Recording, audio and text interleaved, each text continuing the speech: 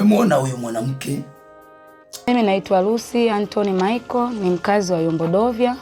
Ni mmoja wapo ambaye nilienda katika ubalozi wa Vatican katika kupeleka barua ya maoni kwa ajili ya viongozi wetu wa dini. Lakini baada ya kwenda katika ubalozi wa Vatican, baada ya hapo nilianza kupokea simu za vitisho kwa watu wengine nikiwa na wafahamu na wengine siwafahamu. Namba zilikuwa nyingi zinapigwa. Baada ya hapo siku ya Jumatano tarehe 6 natoka nyumbani kwangu, nilivamiwa na watu 4 ambao siwafahamu na kunishambulia kama hivi mnavyoniona. Nimepigwa siku ya Jumatano muda wa saa 5 na asubuhi. Kipindi natoka naelekea kwenye shughuli zangu. Na watu ambao wasiojulikana na siwafahamu kama hivi mnavyoniona, kwenye mkono nimeumia, usoni kama hivi mnavyoniona, na baadhi ya sehemu mbalimbali za mwili wangu ambazo zinaletea maumivu mpaka hivi sasa. Jambo kubwa walichukua na kidai kwamba wanasema wewe unajifanya msemaji wa serikali, wewe unajifanya chawa wa serikali, wewe unajifanya serikali na kutumia kwenda ubalozi wa Vatican. Wewe una mamlaka gani kwenda ubalozi wa Vatican? Wewe ni mtu wa serikali, wewe ni msemaji wa serikali. Kama kuna viongozi wanaongea lugha ambazo hazipendezi kiimani yao, wewe ni msemaji wa kanisa mpaka uende huko. Ndio maneno ambayo alikuwa anayatamka hayo.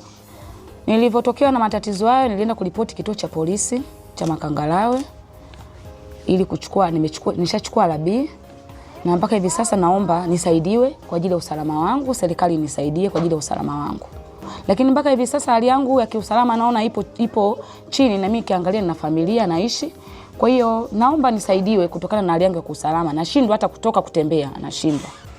Kwa sasa hivi familia yangu inaishi kwa wakati mgumu sana, kwa sababu hata wenyewe naona kama wananilaumu kwa kile nilichokifanya, labda kwa sababu maisha wanayepitia na wao wanaogopa hata kutoka nje, wanaogopa hata kutembea mtaani, wanahisi na wao hivyo vitisho wanavyopewa mimi, wanahisi mama yao muda wote na saa yoyote naweza nikauawa kama watu walivyokuwa wanazungumza. Mkuki kwa nguruwe, kwa binadamu uchungu.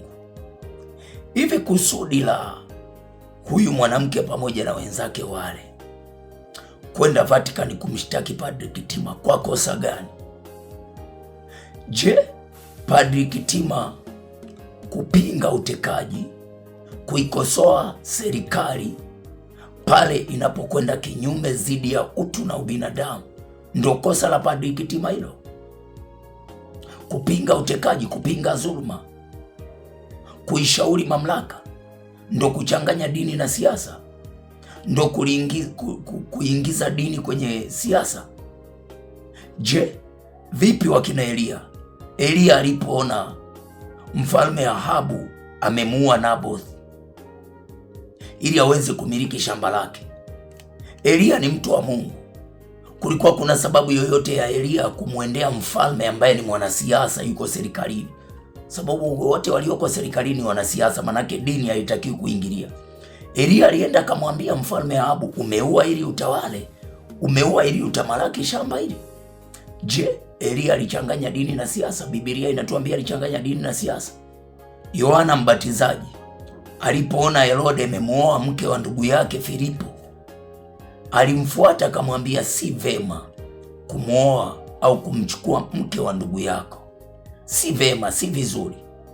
Alifungwa akakatwa kichwa. Biblia haituambii kwamba Yohana Mbatizaji alichanganya dini na siasa kwa kumwambia Herode maneno kama yale, kwa kumwambia Herode ubaya na utenda. Wapo wakina Danieli walimwambia Mfalme Nebukadreza, tubia uovu wako, acha uovu, wenda Mungu anaweza kaghairi asitimize haya. Biblia haituambii kwamba wakina Danieli walichanganya dini na siasa. Sasa kosa la Padri Kitima ni lipi? Kuwatetea wanaouawa? Kwa sababu spichi za Padri Kitima zilikuwa zinacheza humo kupinga utekaji, kupinga mauaji, kupinga dhuluma. Sasa unapoenda kumshtaki Padri Kitima, aache kuongea mambo kama hayo ukiwa unasema kwamba huko ni kuchanganya dini na siasa. Ni ishara ya kwamba wewe ni mnufaika mkubwa wa utekaji na mauaji ya Oktoba 29, umwagaji damu unaoendelea Tanzania, dhuluma. Unamshtaki Padri Kitima kwa lipi? Kwa lipi? Kwa sababu lengo la wewe na grupu lako kwenda kumshtaki Padri Kitima ni ili asiendelee kutetea wanaoonewa, wanaotekwa, wanaouawa. Asitetee, kwa sababu speech za Padri Kitima zinazunguka humo. Sasa wewe unakuja kulalamika mbele yetu, unataka nini? Unataka nini? Tukusaidie nini wakati wewe mwenyewe hauna huruma? Wanadamu, muwe na huruma, muwe na ubinadamu, kwa sababu huyu yanayempata leo, kesho ni zamu yako.